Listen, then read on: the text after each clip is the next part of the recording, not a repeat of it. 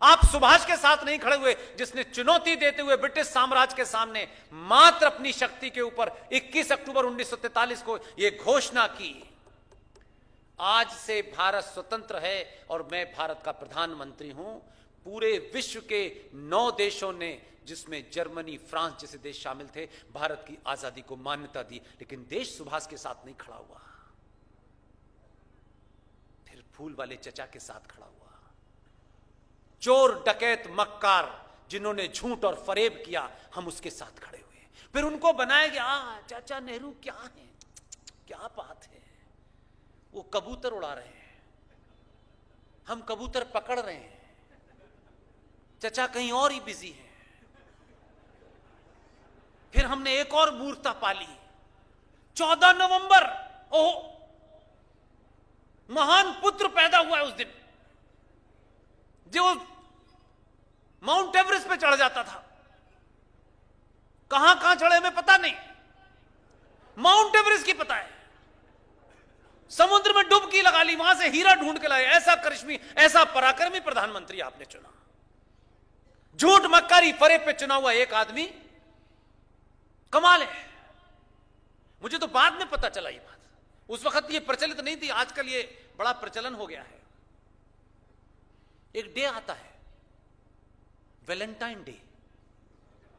कौन से दिन पड़ता है, जोर से बोलिए। अभी पूछ लो कि बसंत पंचमी कब पड़ती, तो नहीं पता।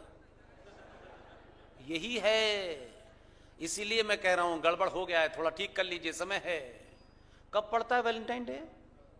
14 फरवरी। उनका जन्म कब हुआ था, दिन गिनिए, गिनिए। 14 फरवरी से 14 नवंबर में कितने महीने हुए?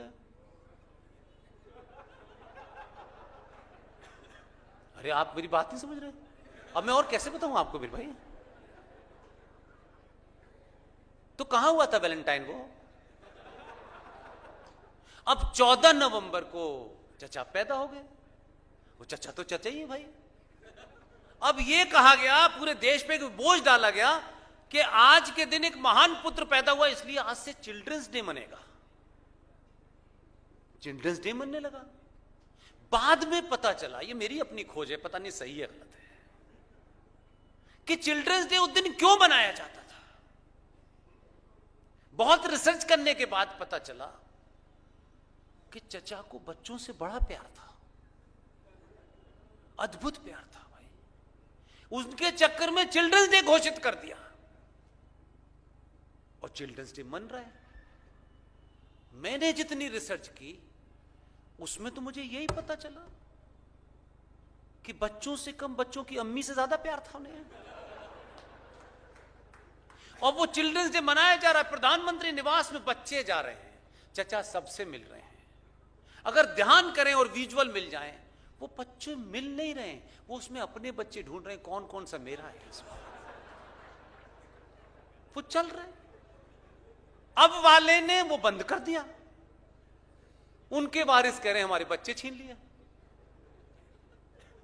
तो ये जो पूरी नौटंकी इस देश में हो रही थी कि अगर बच्चों को किसी पुरुषार्थ से जोड़ना है, किसी ऐसी घटना से जोड़ना है कि बच्चे जब जब चिल्ड्रंस डे मनाए उनका सीना 56 इंच का हो जाए, ऐसी कोई परिभाषा हमने नहीं गढ़ी। लेकिन हमको इस बात का गर्व है, हमको इस बात की तसल्ली है कि ऐसे ही मंचों से पिछले 12-13 साल से ऐसे ही बोलते हैं, और इस बात पे हम इस नतीजे पे पहुंच चुके हैं कि इस दौर में अगर आप सच बोलेंगे, निडर होके बोलेंगे, एक ना एक दिन आवाज सत्ता के शीर्ष के कान तक पहुंचेगी।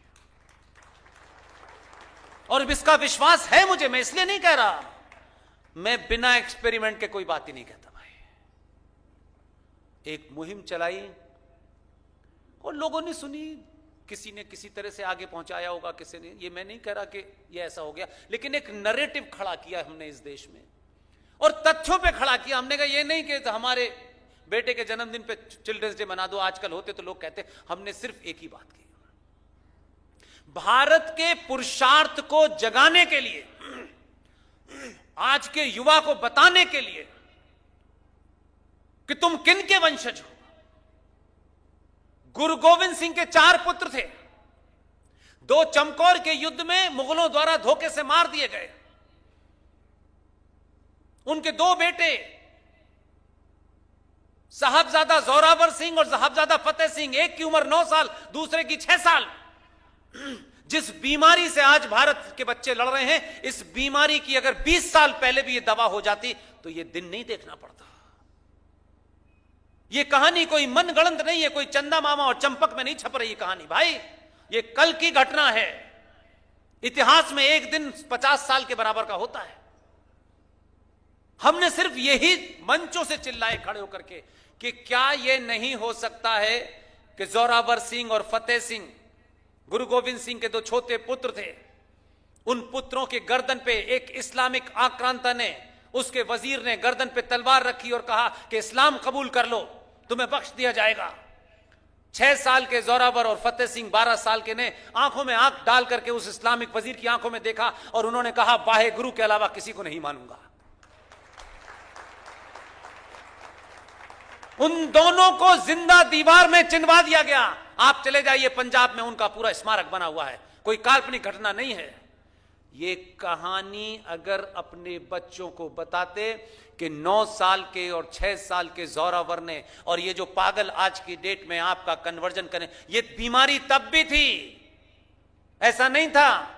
और तब ये बच्चे नहीं कहते कि हिंदू मुस्लिम का झगड़ा नहीं है, ये पूछते कि उस राजा ने 9 साल और 6 साल के बच्चे को तलवार रख के जब वाद किया तो आपके पुरुषार्थी बच्चों ने ये जवाब दिया।